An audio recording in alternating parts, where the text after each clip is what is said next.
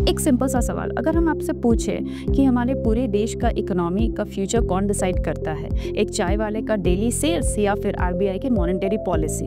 अगर आप ये दोनों में डिफरेंस समझ जाते हैं तो आपके लिए लिटरली इकोनॉमिक्स समझना बहुत ही ईजी हो जाता है। Hello students, welcome to my channel concept के। आज हम इकोनॉमिक के दो मेन कॉन्सेप्ट्स के बारे में पढ़ेंगे, जो है माइक्रो इकोनॉमिक्स और मैक्रो इकोनॉमिक्स। ये इकोनॉमिक के बेसिकली दो पिलर्स है। अगर हमने ये दोनों कॉन्सेप्ट डिटेल्स में समझ लिया, मतलब हमने आधे से आधे इकोनॉमिक्स स्ट्रक्चर को समझ लिया है। तो चलिए बिना टाइम वेस्ट किए शुरू करते हैं। सबसे पहला आता है माइक्रो इकोनॉमिक्स।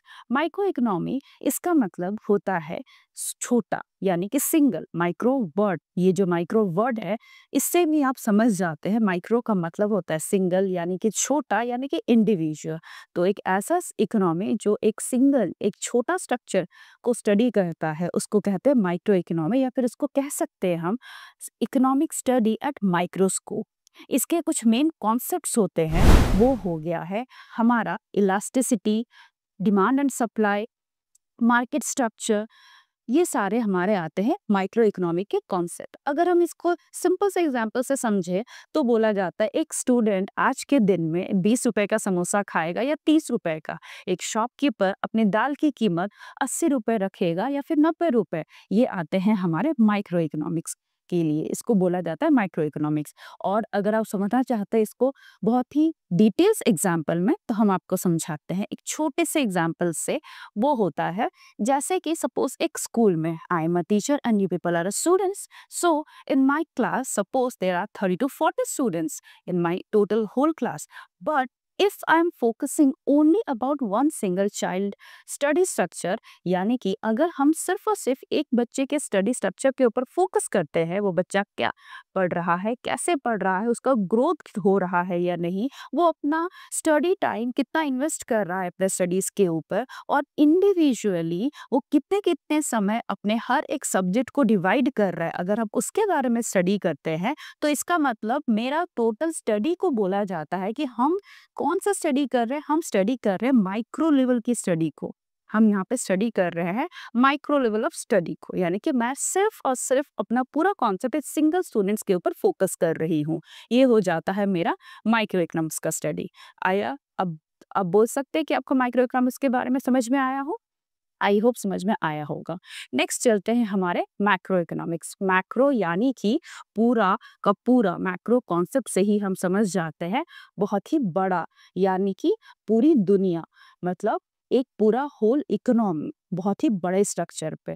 तो मैक्रो इकोनॉमी एक्चुअली इसको हम बोल सकते हैं economy at a macro concept, मतलब पूरी की पूरी दुनिया के बारे में जब हम पढ़ते हैं, पूरे इकोनॉमिक स्ट्रक्चर के बारे में जब हम पढ़ते हैं, उसको बोलते हैं मैक्रो इकोनॉमिक्स। ओके, अभी सिंपल सा एग्जांपल हो रहा है, उसके मेन कॉन्सेप्ट्स हो रहे हैं मैक्रो इकोनॉमिक्स के। वो हो गया GDP, inflation, national economy, unemployment, poverty and so on. ये सारे कॉन्सेप्ट्स हमारे आ जाते हैं मैक्रो इकोनॉमिक्स के डील के लिए। मतलब मैक्रो इकोनॉमिक्स एक पूरे कंट्री का इकोनॉमिक स्ट्रक्चर पढ़ाता है और स्टडी करता है पूरे एज अ डिटेल स्ट्रक्चर में। तो जो ही एक डिटेल स्ट्रक्चर में पढ़ता है उसको बोलते हैं हम मैक्रो इकोनॉमिक्स। तो ये हमारा सेकंड पिलर है। और इसी के साथ अगर हम एक सिंपल छोटा एग्जांपल समझे, तो जैसे कि एक नॉर्मल सा चीज़ है कि हमारा देश का जॉब क्रिएट इतना कम क्यों हो रहा है, हमारा पॉवर्टी स्ट्रक्चर इतना बढ़ क्यों रहा है, और हमारे अनएम्प्लॉयमेंट जो है ये इतने ज़्यादा क्यों बढ़ रहे हैं। तो ये सारे स्टडीज़ हमारे आ जाते हैं मैक्रो इकोनॉमिक्स के लेवल के ऊपर।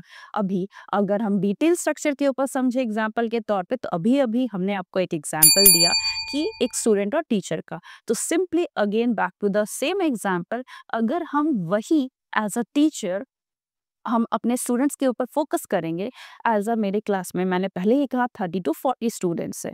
ओके, तो जैसे मैंने पहले कहा कि अगर मैं एक सिंगल चाइल्ड के ऊपर फोकस कर रही हूँ, तो इसका मतलब मैं मैक्रो स्टडी कर रही हूँ।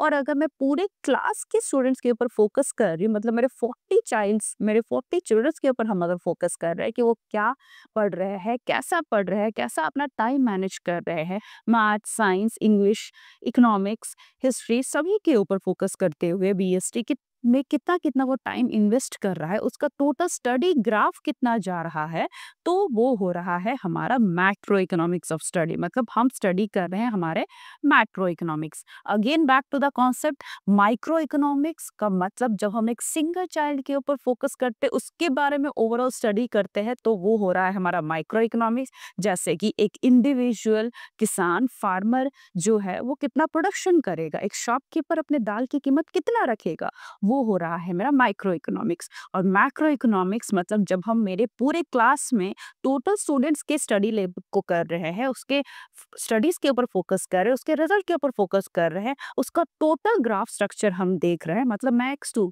क्लास के पूरे फोर स्ट्रक्चर को पढ़ा रही हूँ, उसके पूरे ग्रोथ को देख रही हूँ, तो वो मेरा आता है मैक्रो इकोनॉमिक्स। मतलब मुझे पूरा का पूरा कंट्री के ग्रोथ के ऊपर फोकस करना है। तो ये हो गए मेरे मैक्रो इकोनॉमिक्स। अब आते हैं जल्दी से उसके डिफरेंस को लेके। पहले ही मैंने कहा था मैक्रो और माइक्रो का पहला फर्स्ट डिफरेंस होता है, microeconomics is always study about an individual structure, individual person, individual consumer, individual production. Similarly macroeconomics deals as a whole country's economic structure. Now number 2, focus पे अगर आते हैं तो micro economics हमेशा focus करता है individual consumer, price, behaviour and demand and supply. और macro हमारा फोकस करता है जीडीपी, इन्फ्लेशन और अनएम्प्लॉयमेंट के ऊपर। Now coming to second point, decision making. जब डिसीजन मेकिंग का बारी आता है तो माइक्रो इकोनॉमिक्स हमारा फोकस करता है मार्केट डिसाइड्स करता है माइक्रो इकोनॉमी, और मैक्रो इकोनॉमिक्स डिसाइड करता है गवर्नमेंट्स एंड आरबीआई के डिसीजंस मैटर्स को। ये होता है मेरा मैक्रो इकोनॉमिक्स। नेक्स्ट आता है टूल्स क्या होते हैं माइक्रो और मैक्रो के। सबसे पहला टूल माइक्रो को आता है cost theory and production theory, और माइक्रो का आता है fiscal policy, monetary policy and so on. तो ये पूरा का पूरा आज का हमारा चैप्टर था माइक्रो और मैक्रो इकोनॉमिक्स के लिए। अब एक छोटा सा सवाल आपके दिमाग में तो आ ही रहा होगा that why students must learn this topics। Actually देखा जाए तो ये हर यूपीएससी, सीबीएसई, बीकॉम, बीए हर जगह ये टॉपिक जो है ट्रेंड पे है। अगर मैक्रो और मैक्रो के इकोनॉमिक्स के कॉन्सेप्ट जो है हमें हर इंटरव्यूज में पूछा जाता है, हर जॉब एग्जाम्स में ये पूछा ही जाता है। अगर हम माइक्रो लेवल्स को अच्छे से समझ जाए तो इंडिविजुअल फिनेंशियल डिसीजन मेकिंग के लिए हमारा पॉइंट बहुत ही ईजी हो जाएगा। और अगर हम मैक्रो इकोनॉमिक्स को समझ ले तो पूरे कंट्री के इकोनॉमिक्स को समझने में हमारे लिए कुछ ही मिनट लगेंगे, जो कि हम पूरे कंट्री के इकोनॉमिक स्ट्रक्चर को समझ पाएंगे अगर हम मैक्रो इकोनॉमिक्स को स्टडी करते हैं तो ये हो रहा आज का हमारा टॉपिक। आई होप अब से आपको माइक्रो और मैक्रो इकोनॉमिक को लेके कोई प्रॉब्लम या डिफिकल्टीज फेस नहीं करना होगा। तो अगर आपको ये वीडियो अच्छा लगा हो तो लाइक करें, शेयर करें और कमेंट में हमें ज़रूर बताएं आपको ये वीडियो कैसा लगा हो। Till then keep learning, keep growing. Thank you.